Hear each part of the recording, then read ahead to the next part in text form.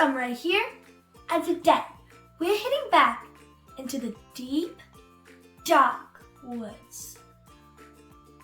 But this time, we're not following the clever little mouse, we're following the Gruffalo's child.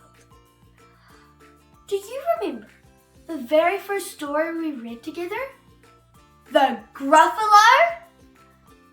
That's when the clever little mouse tricked all the animals, even the Gruffalo himself, into thinking that he was the scariest creature in the whole forest.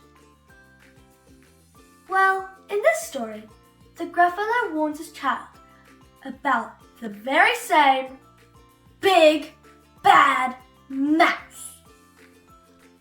But is the mouse really scary, or is he just really clever?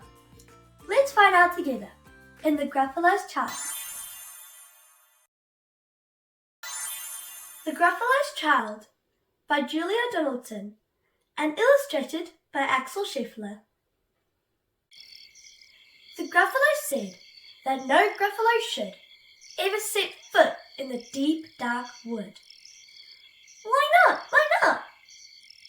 Because if you do, the big, bad mouse will be after you. I met him once, said the Gruffalo. I met him a long, long time ago. What does he look like? Tell us, Dad, tell us! Is he terribly big and terribly bad? I can't quite remember, the Gruffalo said. Then he thought for a minute and scratched his head. The big bad mouse is terribly strong, and his scaly tail is terribly long. His eyes are like pools of terrible fire, and his whiskers are tougher than wire. One snowy night, when the Gruffalo snored, the Gruffalo's child was feeling bored. Gruffalo's child was feeling brave, so she tiptoed out of the Gruffalo's cave. The snow fell fast, and the wind blew wild. Into the wood with the Gruffalo's child. Aha! Aha! A trail in the snow! Whose is this trail? And wherever does it go? A tail poked out of a log pile house. Could this be the tail of the big bad mouse? Out slid the creature. His eyes were small, and he didn't have whiskers. None at all. You're not the mouse. Not I, said the snake. He's down by the lake, eating Gruffalo cake. The snow fell fast, and the wind blew wild. I'm not scared, said the Gruffalo's child. Oh look! Stickman! Aha! Aha! Marks in the snow. Whose are these claw marks, and where do they go? Two eyes gleamed out of the top of a treehouse. Could these be the eyes of the big bad mouse? Down flew the creature. His tail was short, and he didn't have whiskers of any sort. You're not the mouse. To who? Not I. By somewhere nearby, eating Gruffalo pie. The snow fell fast, and the wind blew wild. I am not scared, said the Gruffalo's child. Aha! Aha! A trail in the snow. Whose is this track, and wherever does it go? Whiskers at last, and an underground house.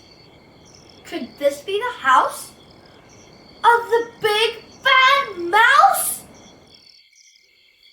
Out slunk the creature. eyes weren't fiery. His tail wasn't scaly. His whiskers weren't wiry. You're not the mouse. Oh no, not me. He's under a tree, drinking Gruffalo tea. It's all a trick, said the Gruffalo's child, as she sat on a stump where the snow lay piled. I don't believe in the big bad mouse. But here comes a little one out of his house. Not big, not bad, but a mouse at least. He'll taste good as a midnight feast. Wait, said the mouse. before you eat, there's a friend of mine that you ought to meet. If you'll let me hop onto a hazel twig, I'll beckon my friend, so bad and big. The Gruffalo's child unclenched her fist. The big bad mouse? So he does exist. The mouse hopped up into the hazel tree. He beckoned, then said, Just wait and see. Out came the moon. It was bright and round. A terrible shadow fell onto the ground. Who was this creature? So big, bad, and strong. His tail and his whiskers were terribly long. His ears are enormous, and over his shoulder he carries a nut as big as a boulder. The big bad mouse! Yelled the Gruffalo's child. The mouse jumped down from the twig and smiled. Aha! Aha! Prints in the snow. Whose are these footprints? Where do they go? The footprints led to the Gruffalo cave, where the Gruffalo's child was a bit less brave. The Gruffalo's child was a bit less bored. And the Gruffalo snored and snored and snored. The end. And that was the tale of the Gruffalo's child. I love how the tables turn on this one. The Gruffalo thinks the mouse is terrifying, but we know the mouse is just the cleverest little trickster in the woods. If you enjoyed this story, don't forget to check out the Gruffalo, the very first book I ever read on Amoré Storybook Shenanigans, to see how this whole tale began. Remember, being small doesn't mean you can't be strong. Being brave and clever can help you handle big, tricky things. If you like today's story, don't forget to give us a big thumbs up, subscribe, it's completely free, and ring the bell so you never miss another magical adventure with us. And goodbye from me, Melody, the Teddies, and the whole Storybook Shenanigans crew. See you next time, everyone!